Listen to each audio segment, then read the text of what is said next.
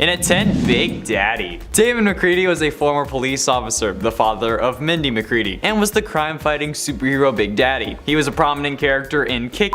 He is recognized as the first legitimate real-life superhero in the Kick-Ass universe. Damon spent 5 years in jail, missing the first 5 years of his daughter's life, who was placed in the care of Damon's former partner Marcus. His time in jail consisted of him planning and scheming away about how to get revenge on Frank D'Amico. Once freed from jail, he reunited with his daughter Mindy, and he set to work executing this plan. He then proceeded to teach his young daughter about weaponry, fighting styles, and how to take a bullet in the chest by wearing a bulletproof vest in the years that followed. Big Daddy is very clearly meant to be a riff on Batman. However, considering how that's the actual joke, I decided to put it at the start of this list. He even has like the Batman cowl, but without the long ears. They're short like a cat instead of like the long and pointy ones that Batman is usually depicted with. And at 9, Midnighter. Midnighter, alongside his future husband Apollo, was a part of the top secret Stormwatch team created by the first weatherman, Henry Bendix. Nobody but Bendix himself knew of the team's existence. Bendix built them as superhuman, and when they donned their costumes and spoke their code names, their previous identities ceased to exist. Midnighter has the power to predict how a situation will happen before it starts. This allows him to run through any given situation millions of times in his mind,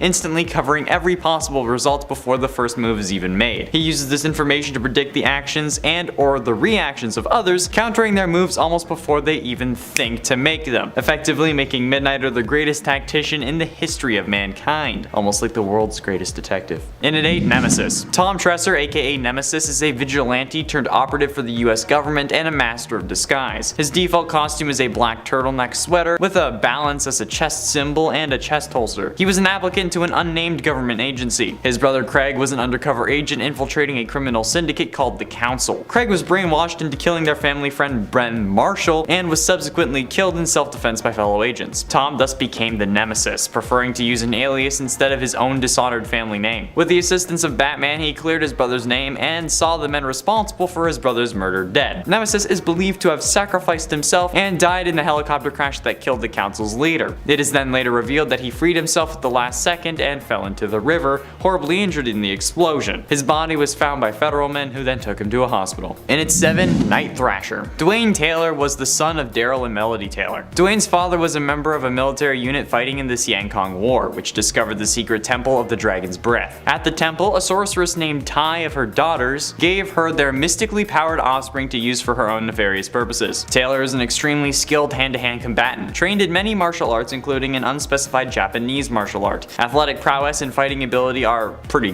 damn good. He is able to hold his own against the Punisher. He is also an excellent gymnast. As for his weapons, he has a scrimsticks, gauntlets that can fire pepper spray, sleeping gas, or explosively launch his metal scrimsticks, and an emergency micro Uzi. Various explosive, spur jacks to blow out tires, napalm gels, smoke capsules, magnesium flares, incendiary packs, ball bearings to trip foes, a large hammer, laser sword, and an armored skateboard that he can use as a weapon or shield. Basically, he's Batman on a skateboard who after fighting crime will just totally shred it at the park, bro.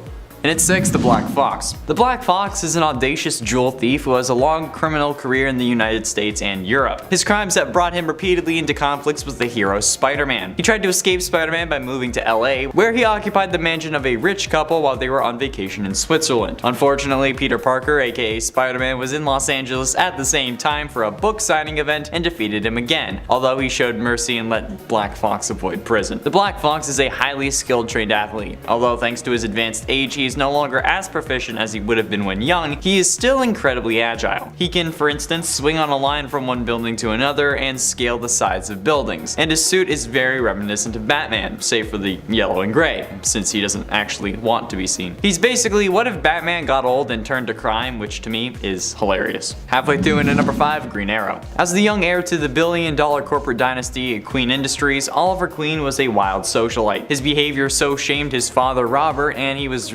relegated to clerical work on an oil rig in the Pacific. Yep, it's better than military camp. Naturally, Oliver turned the rig into a hub for his parties. At one such party, a helicopter meant to be carrying a famous rock star was commandeered by oil-thieving conspirators, who soon took over the rig. Against the warnings of his friend Tommy Merlin, Oliver recklessly faced the organization leader, armed with only a bow and arrow, courtesy of his father to this point fruitless training. The operatives were armed with a detonator to a battery of explosives, including some which they had strapped to Oliver's girlfriend Lena. Oliver managed to shoot the detonator out of the operative's hand, but it bounced and activated, blowing up half the rig and killing his girlfriend. After this, Oliver washed up on the shore of a deserted island and was forced to survive with only his bow and arrow for a year. A lot of people compare Batman and Green Arrow, and I can honestly see why, despite being a Green Arrow fanboy. However, Green Arrow did end up eventually having his own personality and being more lighthearted than Bats. In it for Shroud. Max Coleridge was only 10 when his parents were gunned down right before his eyes. He decided to dedicate his life to fighting crime after that. He received a Bachelor of Science in Law for college. Upon graduating from college, he joined the mysterious temple called the Cult of Kali, where he studied various styles of martial arts. Over 7 years of intense training, he graduated from that temple. During the celebration ceremony, he was branded with the Kiss of Kali and a red-hot iron. Following a period of intense pain and hospitalization, he realized that his eyesight had been replaced by mystic extrasensory perception. Traveling back to America, he adopted the identity of Shroud. The Shroud spied on the Fantastic Four and followed them to Latveria, where Dr. Doom battled Namor. Shroud wanted to kill Doom for his crimes against humanity, but he failed in his mission. He did, however, come close to it when Doom had teamed up with the Red Skull. The two villains, however, were too strong for Shroud to handle alone. This is very Batman-esque. I mean, like, right down to the whole secret cult studying martial arts thing. It's hard to deny this one. In at 3, Nighthawk. Kyle Richmond was the son of a wealthy businessman, Arthur Richmond, owner of Richmond Enterprises, and his wife Penelope. While his father was mostly absent on business trips, his mother died in a tragic accident, leaving him in the care of a governess. Upon reaching schooling age, Kyle was placed in a private school. His first day, he began to cry, prompting his classmates to laugh at him, which broke into a fight. Kyle grew up a troubled kid, constantly getting into trouble at school and growing arrogant due to his family's wealth. 1 year as an adolescent, he struck his principal, knowing that his father's money and influence would prevent any repercussions for his actions. Kyle attempted to join the military but was rejected due to a heart murmur and became obsessed with training his body and curing that murmur. During this period, Kyle's father died in a plane crash, leaving him the sole heir to the Richmond fortune. Penultimately, in at number 2, Daredevil. Daredevil's life is a mix of joy and tragedy. The story of Matt Murdock began with his father, Jonathan, battling Jack Murdock, who was raising his sons Matt and Mike alone, claiming that Matt's mother had died. Jack wanted his sons to be more successful than he was, and he impressed upon Matt the need to constantly study instead of playing sports with the other kids. Jack hoped that Matt would one day become a doctor or a lawyer instead of the uneducated pug like himself. Hey, don't hate on pugs. This led the neighborhood kids to bully the cowardly Matt as Daredevil, while his twin brother came to his aid. Matt took out his frustrations by secretly training in his father's gym. One day, Matt saw a blind man walking towards an oncoming truck. Matt pushed the man out of the way, and the truck crashed and spilled radioactive isotopes out, striking Matt across the face and then blinding him.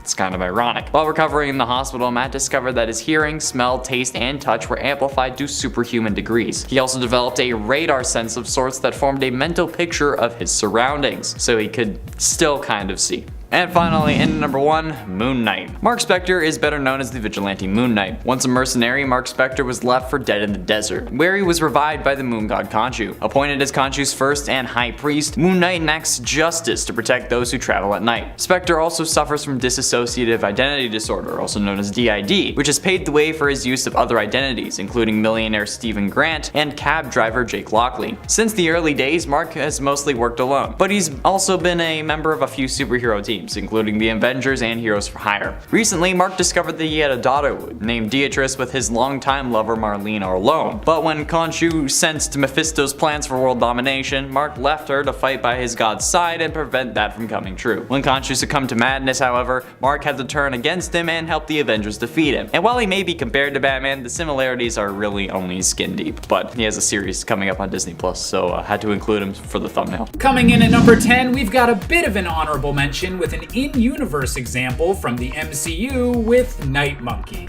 During the events of Spider-Man Far From Home, Peter Parker finds himself called into duty by Nick Fury while on vacation for a class trip to Europe. Since it would be a bit too obvious if both Spider-Man and Peter Parker conveniently were in Europe at the same time, Peter chose to use a black stealth suit for his mission against Mysterio's elementals. And when Betty Brant pointed out this new masked hero swinging around similarities to Spider-Man, Peter's friend Ned came up with the quick excuse of a European ripoff of Spider-Man known as Night Monkey. This may only count as an honorable mention, but still. When's our Night Monkey Disney Plus show, eh, Marvel? Coming in at number 9, we have the Flea from the independent comic series PS 238, dealing with the misadventures happening at an elementary school for superpowered children. Born under the name of Alejandro Torres to two insect-themed superheroes that fell in love and started a family, the Flea's similarities to Spider-Man are numerous, from his full-body costume, to his love of acrobatics, to his quippy sense of humor with both allies and enemies. The main distinguishing feature of this hero from the original Spidey is that the Flea actually can control bugs, a power that so far, Spider-Man has only jokingly wished he could use. Coming in at number 8, we have DC Comics' Redback Spider. Not much is known about this character other than the very obvious question raised by their appearance. What if Spider-Man had a slightly scarier costume and liked to stab people?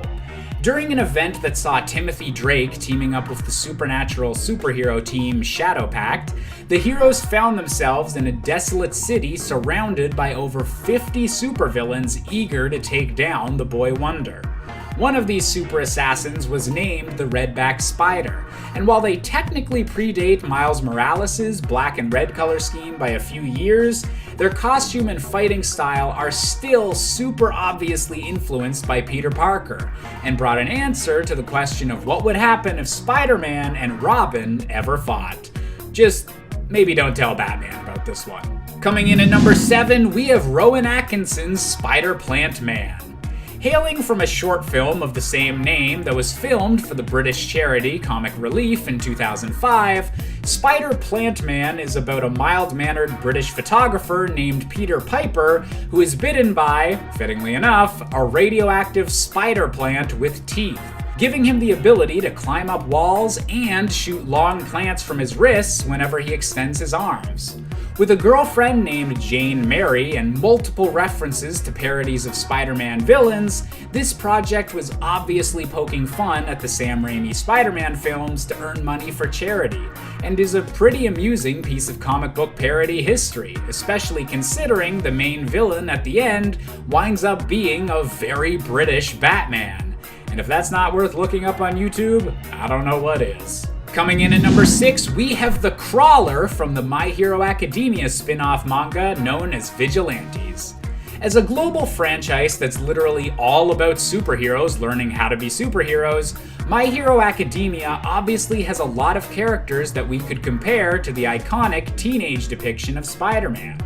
However, the closest character to being a Spider-Man ripoff would have to be the Crawler from the My Hero Academia spin-off, whose powers give him similar abilities to a water spider or skimmer, allowing him to travel rapidly across any surface and also allowing him to stick to objects and walls whenever he pleases, just like a bug.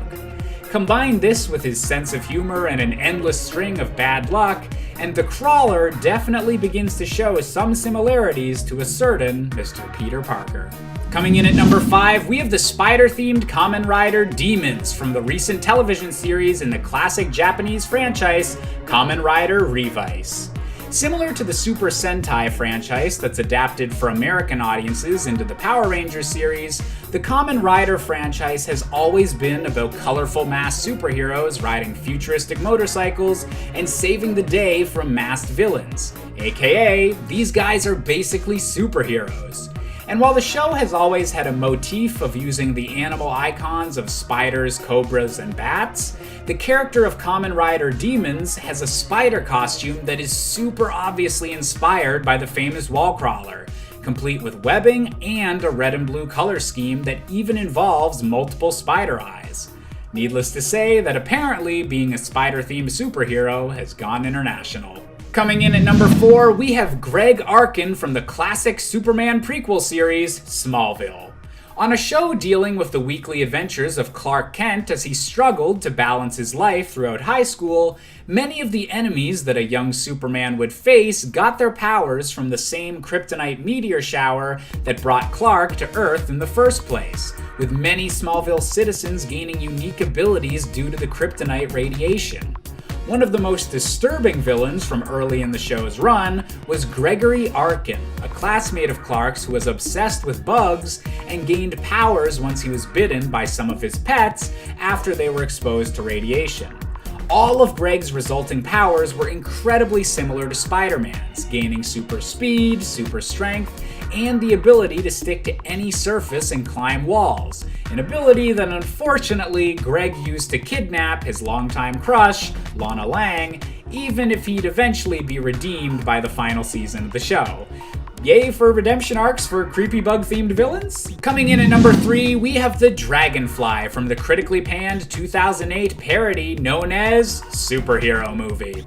A film primarily attempting to make fun of the X-Men and Spider-Man movies of the early 2000s, the Dragonfly is literally just Tobey Maguire's version of Peter Parker, but played by Drake Bell and making some of the worst sex jokes ever committed to film. Where Peter Parker is an awkward kid who gains spider powers, Rick Riker winds up gaining all the powers of a dragonfly, which mainly just seems to mean super strength and the ability to grow wings on his back. This movie is definitely not one I recommend, but it's still super interesting to look back when an entire movie could be funded just to try and make fun of Spider-Man. Coming in at number 2, we have Arachne from the British comic series The 10 Seconders. In a world where alien superheroes turned against planet Earth after serving them for years and now intend to conquer the entire world, a small resistance movement forms in London to take on these superpowered enemies, or gods as they're referred to in this universe. The situation is bleak as the name 10 Seconders refers to how long a normal human being can expect to survive when confronting a superpowered being in this world, and one of the most terrifying gods in this universe, filled with references to both DC and Marvel, is Arachne, the villain based on Spider-Man. Making reference to his neighborhood being really not that friendly, Arachne is a horrifying human-spider hybrid featuring multiple arms and bug-like stingers that he effortlessly uses to cut down his prey.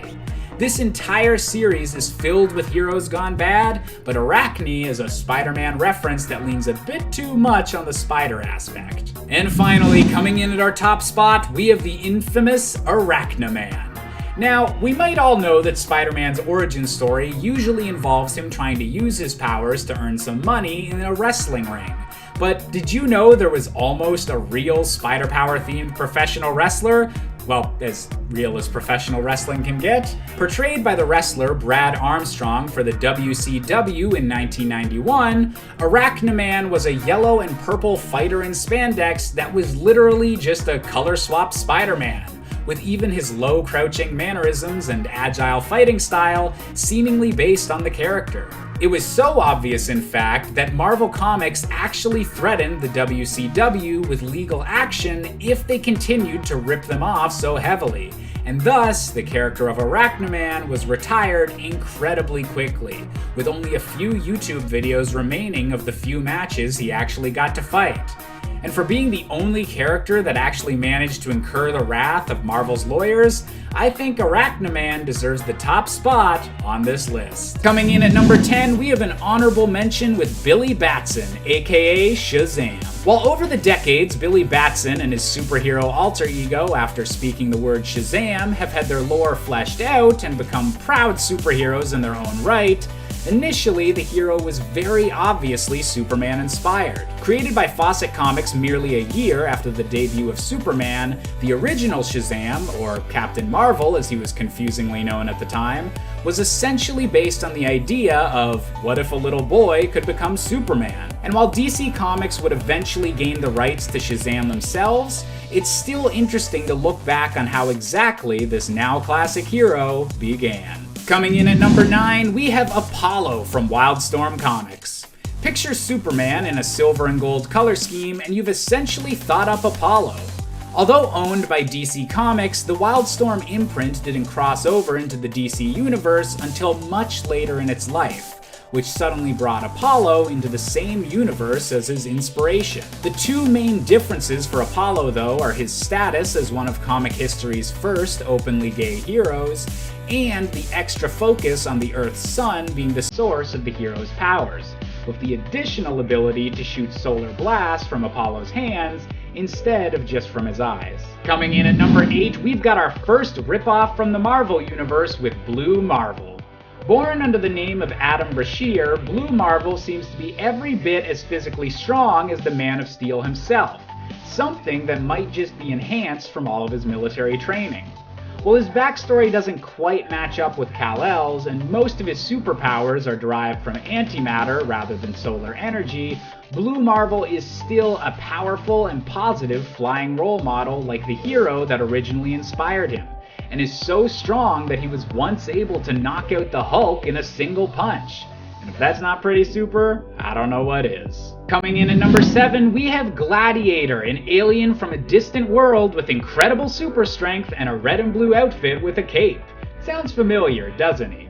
Instead of being named Clark, this alien is Kalark, and given the fact he also possesses both heat vision and Arctic breath, all of these coincidences just seem to be a bit much. Although Kalark has been fleshed out over the years as a supporting character to the X-Men and other Cosmic Marvel storylines, he'll always have his origins as a totally subtle homage to the Man of Tomorrow. Coming in at number 6, we have Robert Reynolds, aka the Sentry. For years, the Sentry has been one of the physically strongest heroes in the entire Marvel universe, claiming to wield the strength of 1,000,000 exploding suns. But with all of these powers comes the major downside of the Void, a representation of Robert's negative personality that must be fought against every time he uses his powers. Despite this dark twist, the Sentry is otherwise directly inspired by Superman, being a sun-based hero who existed for decades in the public eye, only to erase his memory from everyone on the planet for the good of the universe. If that doesn't sound like a sacrifice Superman would also make, I don't know what does. Coming in at number 5, we're getting nostalgic for the cartoons of my childhood with the Crimson Chin from Fairly Odd Parents. As Timmy Turner's favorite superhero, the Crimson Chin is an obvious parody of Superman, even if he got his powers by being bitten by a radioactive celebrity. With a news reporter's secret identity, an obsession with trying to inspire Timmy and other characters, and the first issue of his in-universe comic book even obviously being a reference to Superman's own debut issue, the Crimson Chin is one of the best examples of Superman being such a popular character that parodies and references to him can be found anywhere, even in a TV show that usually doesn't have that much to do with comic books. Also, he protects a city called Cincinnati, so we gotta give him some bonus points for that pun. Coming in at number 4, we have the Plutonian. Hailing from the independent comic book series Irredeemable, the Plutonian was a what if Superman started killing everyone story years before that premise became oversaturated over the last little bit in pop culture. After spending years as the most beloved but mysterious superhero on the planet, the Plutonian loses his mind from the stress of his job and begins a war against the rest of his superpowered brethren by destroying a city of 7 million people. Most of this entire series is about different characters struggling to stay one step ahead of the Plutonian's killing spree, and eventually connects back to the obvious Superman inspiration of the character in a pretty unique way for a comic book. Let's just hope Superman never goes quite this edgy though, because seriously, this storyline gets dark. Coming in at number 3, we have the diabolical Homelander from the comic series and Amazon TV show, The Boys.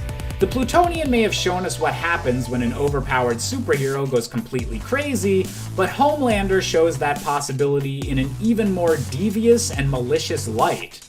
While many of the superheroes in the Boys universe are self-obsessed celebrities, Homelander is the absolute worst of the worst. From obviously hating the people he claims to protect, to the extent he fantasizes about mass murder, to refusing to save people if it'll make him look bad in the press for not saving everyone, Homelander is constantly manipulating people, and is the perfect example of just how awful someone with Superman's powers could truly be. Coming in at number 2, we've got a ripoff that Superman has actually had to fight, the infamous Bizarro. As an imperfect clone of Superman made by Lex Luthor's duplication ray, Bizarro has comparable strength to his nemesis and has opposite versions of some of his more notable abilities: freeze vision instead of heat vision, flame breath instead of freezing breath, and so on and so forth. However, Bizarro also feels a strong calling to be more than just a twisted version of Superman, and over the years has become more of an anti-hero than an outright villain. and seems content to try and carve out his own little slice of paradise on his new planet, Bizarro World. And finally, coming in at our top spot, we have Nolan Grayson, aka the one and only Omni-Man.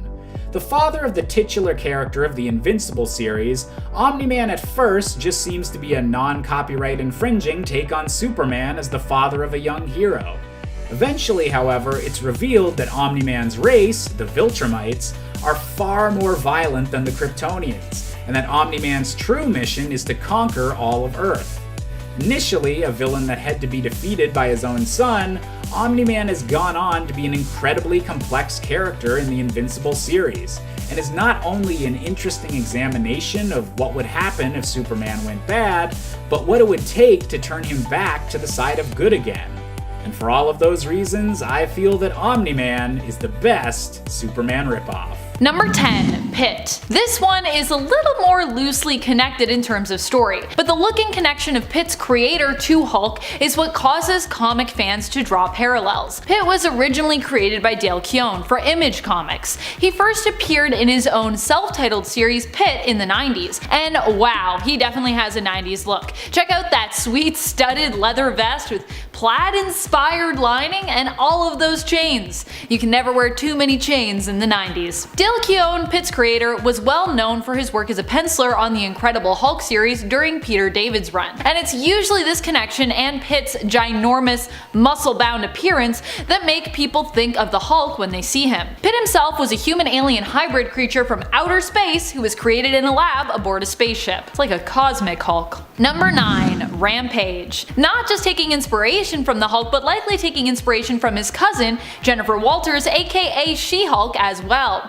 Rampage was originally known simply as Kitty Faulkner. Dr. Kitty Faulkner, that is. Kitty was a brilliant scientist working for Star Labs. An accident wherein Kitty was exposed to massive solar radiation during a demonstration gone wrong caused her to be transformed, however, into the orange giantess known as Rampage, who also sported a red mohawk. A fight with Superman where he absorbed excess radiation from her giantess Rampage form caused her to return once more to her human appearance as Dr. Faulkner. There would be other times, however, that Kitty would return to her Rampage form. Like She-Hulk, she also appears to keep her wits while in her hulkish appearance. Number 8, OMAC. OMAC stands for One Machine Attack Construct, and was created by Brother Eye to be used in their war against those who would oppress them. Originally in New 52, OMAC was the human known as Kevin Coe. Kevin Coe was an employee of Project Cadmus who would be taken over and in essence assimilated into the being referred to as OMAC, a servant and warrior of Brother Eye. Brother Eye can activate OMAC whenever they like, transforming Kevin into the biotech being possessing super strength and durability known as OMAC. While in this form, originally Brother Eye would be in complete control of OMAC. However, when Brother Eye was killed, they gave Kevin both his personality and control back as one of their last actions. The consequence of this was that Kevin would no longer be able to revert to his human form, becoming only OMAC. Number 7, Doomsday. While Doomsday and the Hulk bear some differences, a big one being that Doomsday is traditionally a villain, whereas Hulk is usually more recognized as a hero, they also bear similarities too. Both were created through experimentation, one an accident, one on purpose. Both are super strong, monster-like creatures, and they even bear a resemblance to one another. Doomsday is gray, which actually was the color Stan Lee originally wanted for the Hulk's appearance. However, when problems surrounding this desire arose, they turned the Hulk green instead. When Doomsday first fully appeared in Superman the Man of Steel issue 18, he was seen wearing a containment suit. And while Doomsday might be gray, his containment suit was very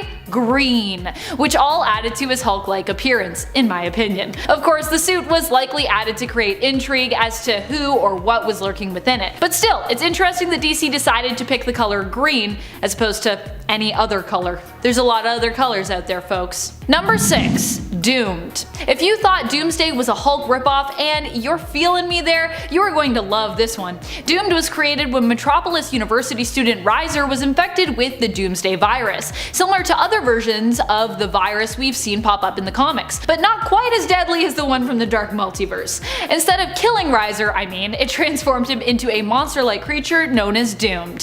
He had similar powers to Doomsday, but has never really been considered a villain, more of a hero, a Immediately after his transformation, Doom was forced to flee the authorities who saw him as a monster due to the accidents that he caused, despite the fact that Doom attempted to actually save those that he had endangered, and he didn't intend to create any of that chaos. Reiser would transition between his Doomsday form and human form and would end up being affiliated with the Teen Titans for a time. Number 5. Loose Cannon. This Hulk ripoff even has his strength levels similarly tied to his emotions. The angrier he gets, the bigger and stronger he gets. Loose Cannon was created by Jeff Loeb and Lee Moder, and is basically a big blue version of Hulk who was originally the human Eddie Walker. Walker regained the use of his legs, which had been disabled in a car accident when his metahuman gene was activated, turning him into the hero known as Loose Cannon, who was later redesigned during New 52 to be a Teen Titans villain instead. Eddie's skin has also been known to change color with his mood as well, and while he does appear to be similar to the Hulk in terms of powers,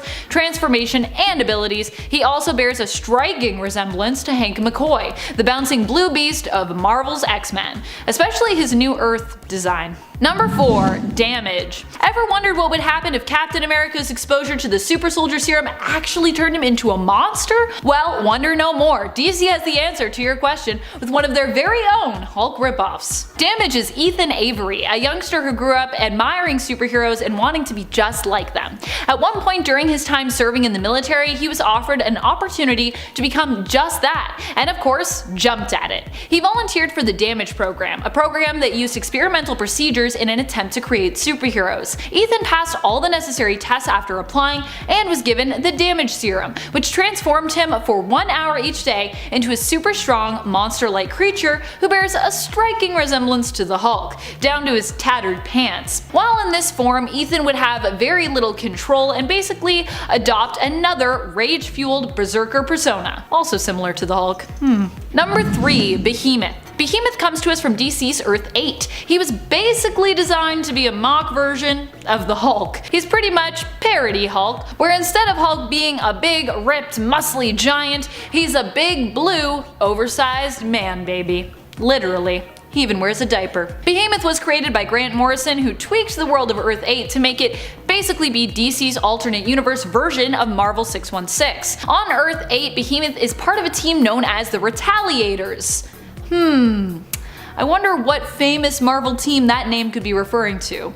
The Retaliators. Number 2. Monster. Monster was introduced during Superman/Batman. He was basically a big green powerful monster who was possessed by Kryptonite Man and created by Joker and Mr. Mxyzptlk, who had seemingly teamed up to take down both of their sworn enemies, Batman and Superman. Seemingly. Monster wasn't the only one they created, however. No. He was part of a team known as the Maximums, a parallel to Marvel's Ultimate Supers originating from Earth 1610. All you have to do is look at Monster though to really see how much of a ripoff of the original Hulk he really is. Number 1. Smash. Smash was basically Rob Liefeld's attempt at salvaging work he'd already completed but was unable to use. Liefeld had been working with Marvel previously on Captain America stuff, but when Liefeld kept apparently missing deadlines and sales ended up being not where Marvel had hoped, they let him go. The book was moved over to Wildstorm, and Liefeld's direction for the plot was pretty much fully abandoned, but he still found a way to make use of the work that he had already done,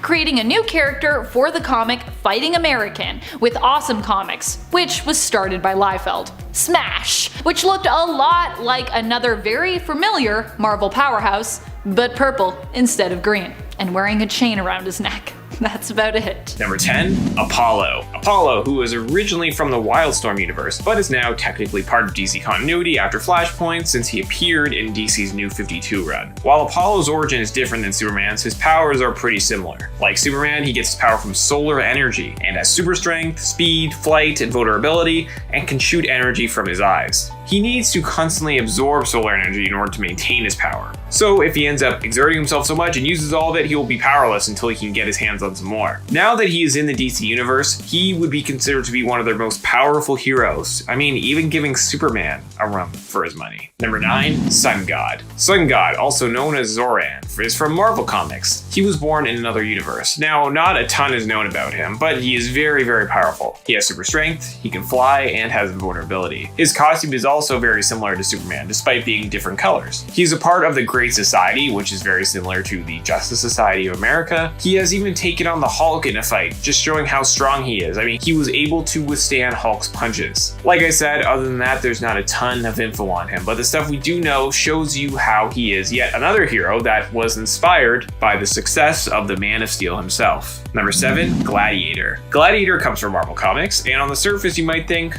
he doesn't really look like Superman, so how is he similar? Well, my friends, let me tell you. For one, his powers are essentially identical. He has super strength, super speed, flight, heat vision, microscopic vision, freeze breath, and invulnerability. Like that's Superman's in a nutshell. His real name, Clark, is also very similar once you realize it's just Kal-El and Clark merged together. Plus, his costume contains the same colors that Superman uses. While his backstory and facial features and all that are very different, Gladiator is clearly inspired by the Man of Steel. The other thing is that he's not really an outright hero, so there's that kind of as well. Number 7, Icon. Icon, also known as Augustus Freeman, was an alien who crash landed on Earth in 1839. He was raised as a slave during those times, but managed to escape through the Underground Railroad, and eventually became the superhero known as Icon. He even joined the Justice League at one point and has fought Superman on a few different occasions, though he's never been able to beat him. He has super strength, flight, super speed, enhanced senses, self-sustenance, and positron manipulation. His backstory, like I mentioned earlier, is very similar to Superman since he's from another planet and all and crashed landed on Earth and became a superhero and has very similar powers. But even though he has similarities, he has grown to become his very own unique hero. Number 6, Supreme. Created by Rob Liefeld, who is the creator of Deadpool, who of course is famously known as a comedic ripoff of DC's Deathstroke. But the funny thing is, Deadpool actually became so much more popular than Deathstroke. And he has also grown to become his own thing. But Rob decided to try it out with another hero, Supreme. Ethan Crane, also known as the superhero Supreme, got his powers after he came in contact with an element known as Supremium. Now, his powers are virtually identical to Superman's. I mean, he has super strength, super speed, invulnerability, flight,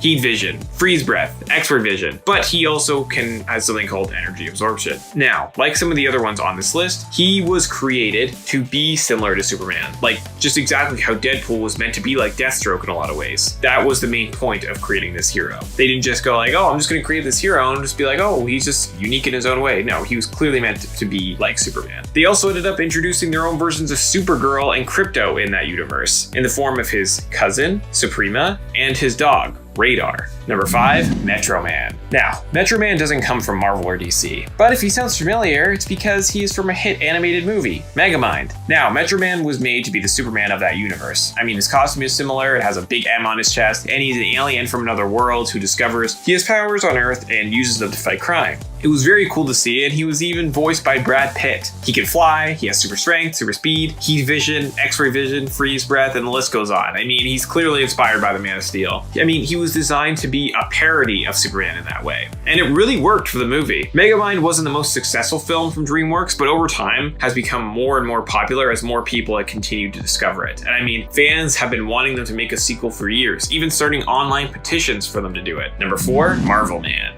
Okay, so Marvel Man has a very weird and interesting backstory. You see, he originally was basically Captain Marvel, but after Fawcett Comics and then all the lawsuits from, because of Captain Marvel and being similar to Superman, they just decided to morph him into Marvel Man. But there were some changes. For example, he looks very, very different. And he was no longer Billy Batson, but was now Mickey Moran, who instead of meeting a wizard, Shazam, meets an astrophysicist who gives him powers related to atomic energy. And instead of saying Shazam, he now says Komoda to transform. So, I mean, there are some changes, but him basically being Shazam and Shazam being inspired by Superman makes them all connected in some really weird, strange way. Number 3, Thor, the god of thunder. While he is not an exact copy of Superman, Marvel did take cues from both the Norse mythology and Superman and mix them together to create one of the best superheroes of all time. In terms of power, he's on the same level as Superman. I mean, depending on the writers, and that goes for both characters. But Thor is Marvel's answer to Superman in a lot of ways. Someone who possesses godlike abilities, I mean, in this case, Thor is actually a god, but also lives among the human race, and not only protects Earth, but protects multiple planets and realms. Thor has become so incredibly popular thanks to his appearance. I mean, not only just in the comics where he was already popular, but to mainstream mainstream audiences because of his portrayal by Chris Hemsworth. Number 2,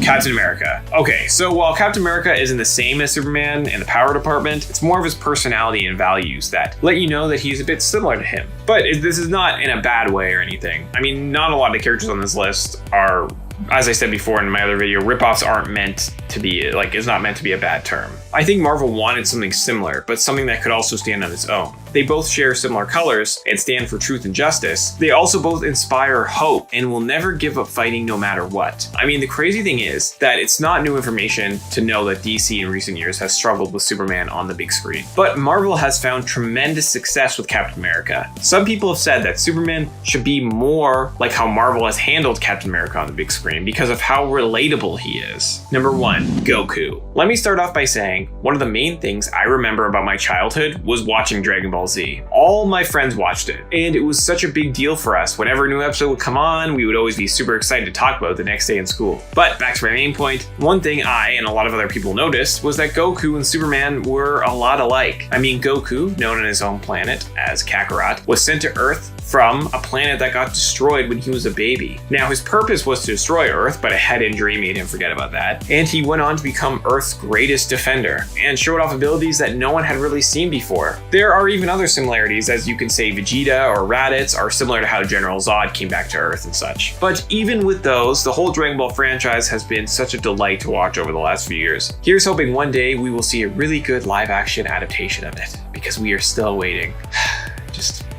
It's there. It has so much potential. Coming in at number 10, we've got an honorable mention with DC Comics' The Tarantula. Now, this character only gets to be an honorable mention on this list because he actually predates Spider-Man, first appearing in 1941, which technically could be argued makes Spider-Man a tarantula ripoff, especially considering the fact he also had a web shooter, although in this case looking like a literal pistol. With Spider-Man going on to become the much more popular character, later depictions of the tarantula would draw inspiration from the famous wall crawler. However, while Spider-Man may share some similarities with the initial Golden Age version of the character, the tarantula these days is best known as a violent female assassin, also known as Catalina Flores, most frequently coming into conflict with Nightwing. Nevertheless, being one of the first spider-themed heroes definitely earns the original tarantula a spot on this list. Coming in at number 9, we've got another honorable mention from Spider-Man's own life. It's Ben Reilly, aka the Scarlet Spider, aka the infamous clone of Peter Parker. Originally created when the supervillain the Jackal cloned both Gwen Stacy and Spider-Man, this clone would go on to adopt its own unique name of Ben and the moniker of the Scarlet Spider, with a slightly unique costume that added a hoodie to the traditional Spider-Man outfit. While initially clashing with the original Spider-Man, the Scarlet Spider would go on to become a powerful ally during the 90s, even replacing the actual Peter Parker for a while as the only Spider-Man, with his own updated costume as well. So, does he still count as a ripoff after all of that? We'll let the comment section figure that one out. Coming in at number 8, we have DC Comics' most obvious Spider-Man reference, the hero of Earth 8 known simply as Bug. Hailing from a universe that's deliberately designed to be filled with references to the rival Marvel universe, Bug is apparently such a famous hero that he has his own movie series with the tagline, "The Hero You Hate to Love." Complete with a Gwen Stacy-esque girlfriend named Kirsten and a pumpkin-themed villain named Halloween, Bug couldn't be a more obvious Spider-Man reference if he tried. Coming in at number 7, no list of weird rip-off characters would be complete without some representation from the Sonic the Hedgehog universe, with Stealth the Hedgehog.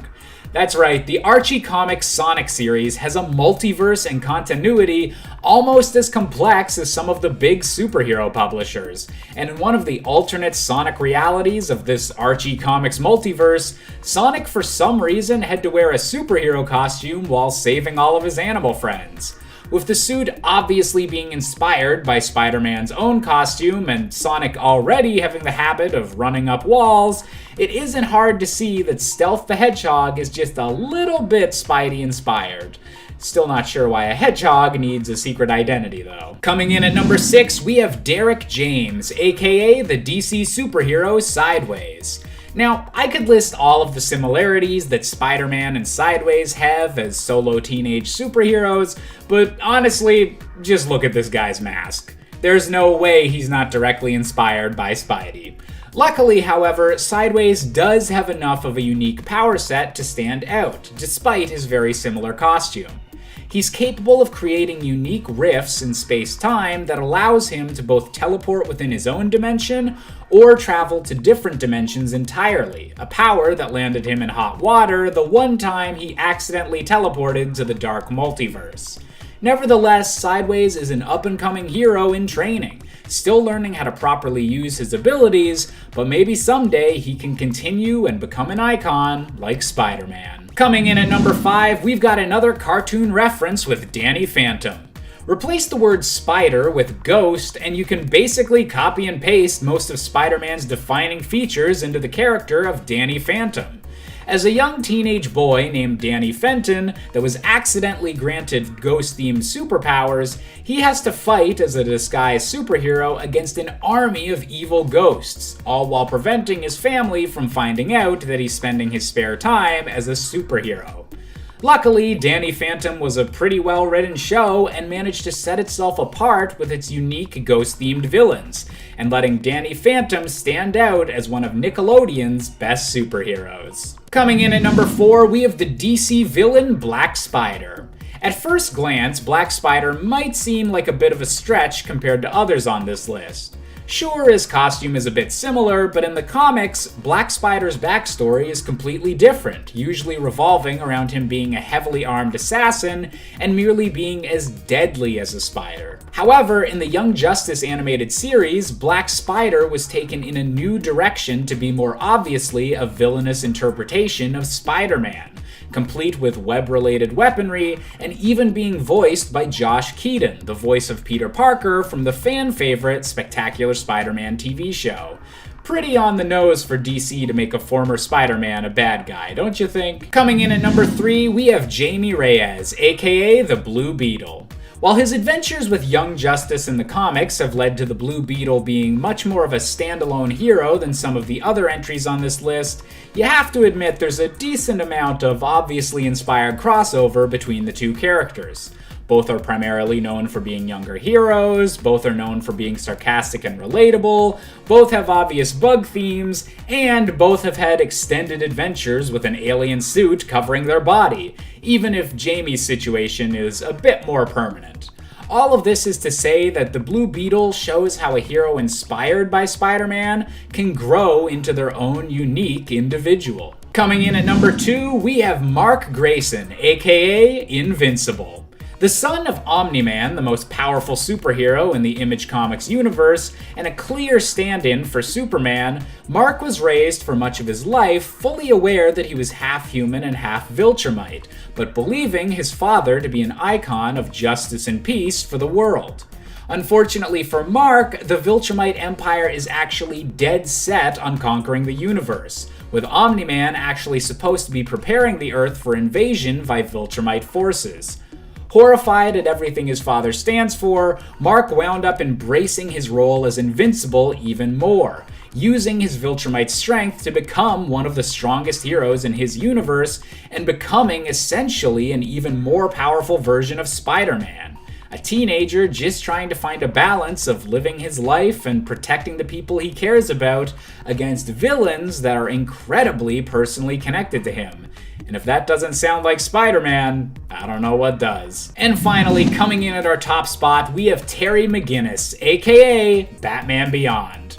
Now, Terry might be one of my favorite characters to ever wear the mantle of Batman, but he definitely owes a lot of inspiration to Marvel's very own Wallcrawler. The Batman Beyond series came out after the success of the 90s Spider-Man animated series, which saw Spider-Man frequently fighting high-tech villains and laser weapons, alongside the comic book debut of Spider-Man 2099, a Spider-Man of the future. These futuristic settings, alongside turning Batman into a sarcastic teenage wisecracker, would become iconic in the Batman Beyond series and show how the 90s just might have been one of the greatest eras for both Batman and Spider-Man. Number 10, Shadowhawk. Shadowhawk has a lot of similarities to Batman, and of course, some differences. His look is slightly based off of him, as you can tell, and the whole fact that he's this kind of dark, brooding vigilante, and that he was created around the time trying to bring people in that liked Batman. Although he is a lot darker than Batman in certain ways. Like, Batman doesn't really like killing, depending on who's writing him, but Shadowhawk will, and he will even leave certain people paralyzed. Yeah, he is pretty different in certain ways. But overall, you can tell that there was at least some inspiration behind it. Number 9, Confessor. Confessor is a vigilante from Astro City. Now, he is a priest, and he even has a sidekick, Altar Boy. Astro City is known to take certain elements from other heroes and make them their own. The other big one being Samaritan, which was their take on Superman, which I talked a bit more in the last video. Now, Samaritan is a lot closer to Superman than Confessor is to Batman, but Confessor has been known to have some, and is the main vigilante of that universe. He is even known as their main kind of detective vigilante. But he has had some great comics over the years that have been really well reviewed, and he's gradually been more and more drawn away from the Batman parallels. Number 8, Midnighter. While his costume and some aspects of him immediately scream Batman, Midnighter has been lucky enough to continue to evolve and become his own hero. For one, he has powers, and he is openly gay and has been married to his husband for a very long time, which shows how progressive this series is. Now, I feel like the trend on this list is to take aspects of Batman and get them to get people interested, and then slowly make them their own. And usually it actually works pretty well, which we see here with Midnighter. He also really enjoys violence and fighting, which is not really Batman. Like, he likes beating up people, so that's kind of another difference. Number 7, Nighthawk. Nighthawk, also known as Kyle Richmond, was a millionaire playboy who decided to become a vigilante. Does that sound familiar? Well, he did start out as a villain, kind of. He eventually became more of a hero and even joined a number of Marvel teams. His parents both died, but not at the same time, and not because just someone randomly killed them. But he inherited their money and first started out spending it and kind of being that typical millionaire playboy until he changed his tune. Now he has become a popular character in his own right, and as you can see, he was clearly inspired by Batman, and just shows how popular Batman was that all these heroes just kept popping up, trying to replicate his success. Number 6, Night Owl. Watchmen is one of the most celebrated graphic novels of all time, and has spawned a feature film, which got a mixed response, but also a TV sequel on HBO, which everyone seemed to really love. Now, I'm not bashing Watchmen, and no character is a direct ripoff of Batman, but there are a couple of characters that are similar to Batman in the comic. The first one is Night Owl. Right off the bat, pun intended, is his costume. They are pretty similar, plus he has a ton of gadgets and even has the owl ship. He is this rich guy who decided to take on the vigilante lifestyle. There are a lot of similarities, but he still does things that make him slightly different.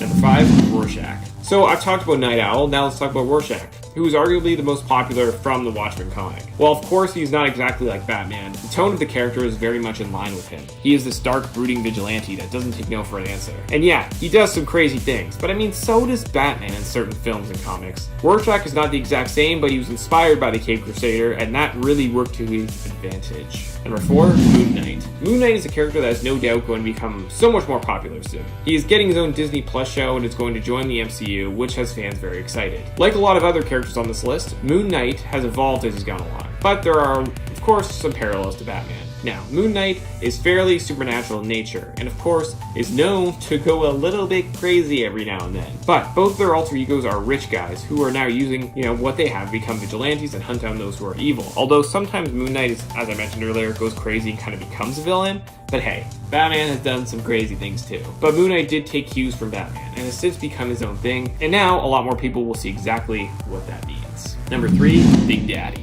While there are similarities in both the comic and movie version of Kick-Ass, it was the film that really made Big Daddy more like Batman. The most obvious thing was his costume. It seems like it was very much inspired by the Dark Knight trilogy. But that was kind of the point. Big Daddy was supposed to be this big-time vigilante that took on crime. He kills, which Batman usually doesn't, but all of it was very much intentional on Matthew Vaughn's part. Hey, it gave Nick Cage a chance to flex his superhero muscles outside of the Ghost Rider franchise. And fun fact, he almost played Superman as well. In the failed Superman film, Superman Lives. He even had a costume and everything. You can check that out online if you're curious. Number 2, Daredevil. Daredevil, the man without fear. Now, he is not an outright copy of Batman, but certain writers have admitted to taking certain Batman elements and adding them to Daredevil later on. Overall, though, he has very much become his own hero. The obvious parallel is that they're both vigilantes and fight crime and strike fear into the hearts of criminals. I guess when Daredevil started, he fought more in the daylight and wasn't really a full-fledged vigilante, but later on it changed to making him come out more at night. and that's when the comparison started. But overall, Matt Murdock is pretty different.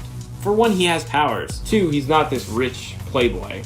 And 3, he's a lawyer. While he may have taken a few tricks from Batman, Daredevil has since become his own hero and is one of the most popular Marvel ones for that matter. Number 1, Green Arrow. Yes, while Oliver Queen has evolved and become his own thing, he did start off as a Batman copy. I mean, he was a billionaire playboy vigilante. He had an arrow cave, an arrow car, and an aeroplane. They weren't exactly trying to hide the fact that they wanted a second Batman. But over time, Green Arrow became his own hero. He became less and less like Batman. He's kind of like a modern day Robin Hood, depending on who's writing for him. They gave him an amazing origin story about being trapped on an island and being forced to adapt and survive. He has a big personality, gets involved with politics. I mean, he became the mayor in the comics and the TV show, and is a really big family man. He has one of the most famous and long-lasting relationships in the comic world with Black Canary. He also became so popular that he started his own television universe, the Arrowverse. He may have been created to be like Batman, but now the Green Arrow stands strongly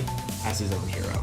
Number 10, Samaritan. Samaritan comes from the Image comic series Astro City, which is the city it's based in. Now, Samaritan is very similar to Superman, although as time went on, he did start to establish his own unique identity, and started to lose some of the Superman comparisons. I mean, he can fly, has super strength, and can even travel to different dimensions. Or one other one specifically that is nicknamed Closet, which is where he keeps a lot of his kind of valuable items, which is kind of similar to the Fortress of Solitude in a way. It's his safe place. Number 9, Majestic.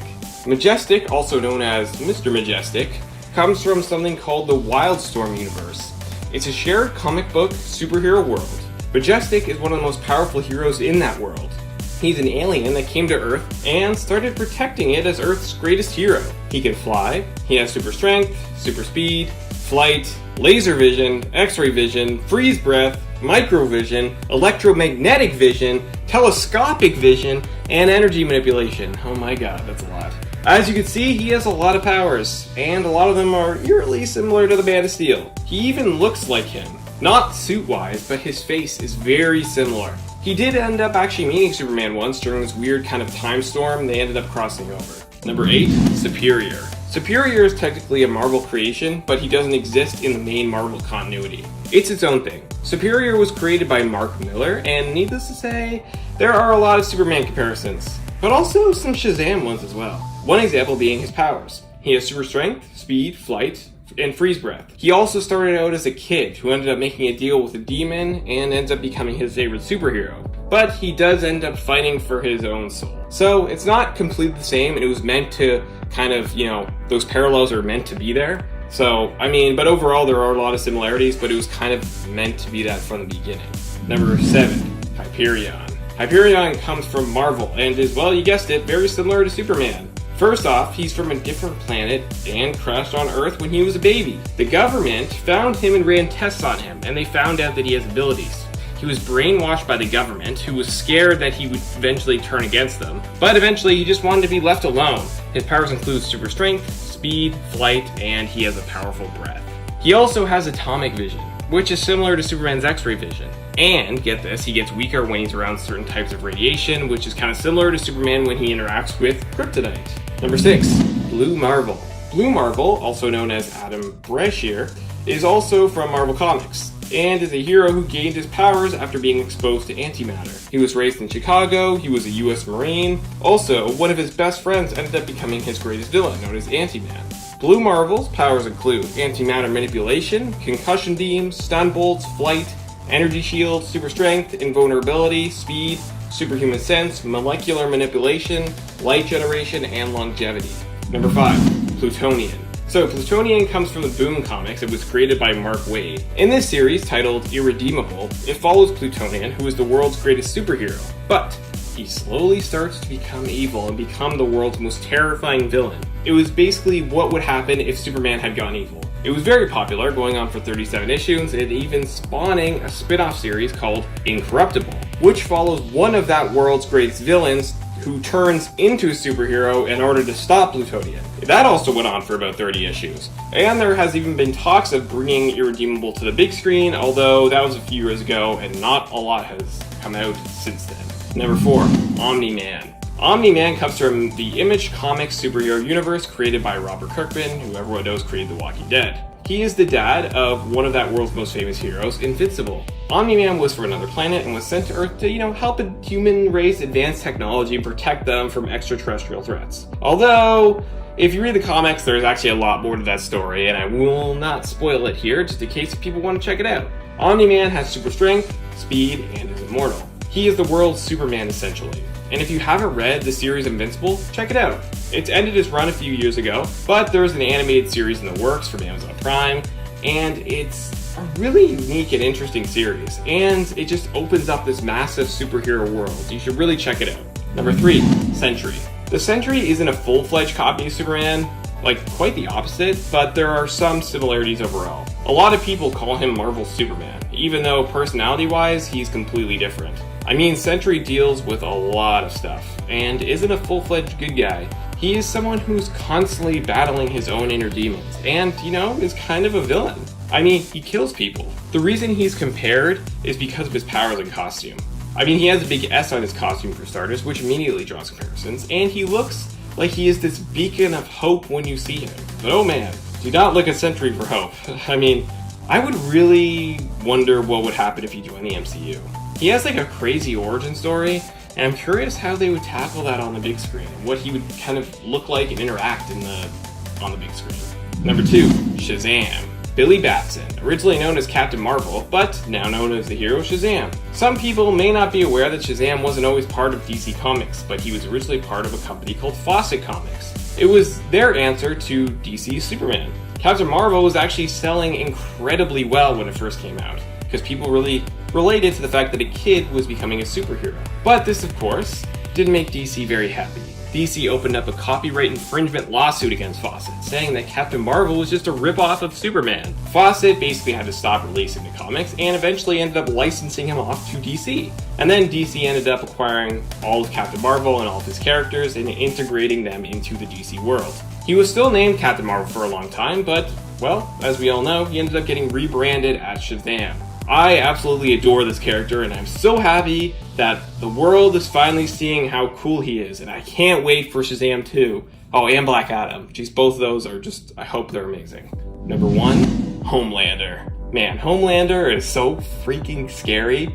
Now, a lot of you are probably a lot more familiar with him after season 1 of the hit Amazon show, The Boys. Of course, that is based on the comic series of the same name. Now, Homelander is meant to be like Superman, or anti-Superman. That was the point. Almost every character from the Seven, which is, their world's Justice League, was meant to be like that. I mean, look at Queen Maeve. But Homelander may look similar and have similar powers, but oh boy, he is nothing like Superman. He is straight up evil, but that's why everyone likes him so much. He is this insane, manipulative, and basically straight up crazy version of Superman. It's meant to scare you. Like, the whole point of him was that he was basically raised in a lab, and that kind of turned him into what he was. Imagine someone with the powers of Superman being a straight up psychopath. It's a terrifying thought, and that is Homelander. But a lot of the world thinks he is this perfect hero. I mean, The Boys is such an amazing show, and I can't wait for season 2. September 4th, guys. September 4th! And they're releasing 3 episodes on September 4th, but then after that, it's just 1 episode a week, which I actually kind of like. Sometimes I feel like when you binge a show, you kind of end up forgetting things as you go along, or like after, you binge it, and then a few weeks later, you're kind of like, oh wait, what happened then? But when you watch it spread out like that, you take more things in and you remember stuff. So I'm excited that Amazon is doing that.